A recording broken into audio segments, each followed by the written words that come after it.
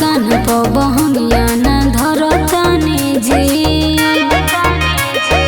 ए जी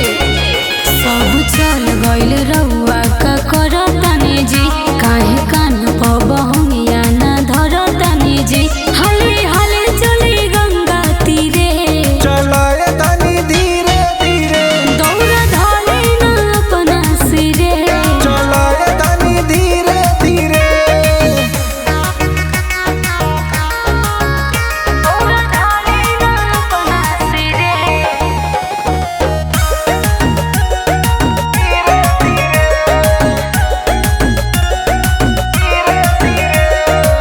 पूरब से उगे उगे कहनी सूरज देव अर्घ के बेरा हो गइले ये पति देव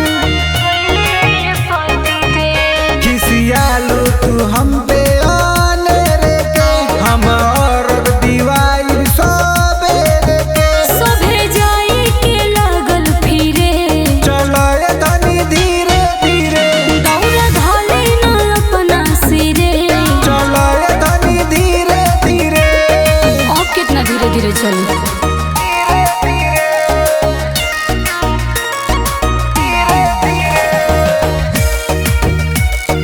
बोला बोला सूरज भगवान की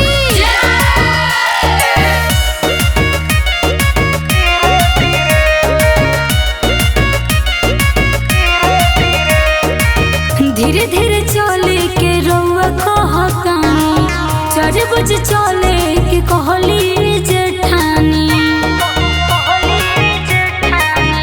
जवन गलती भइल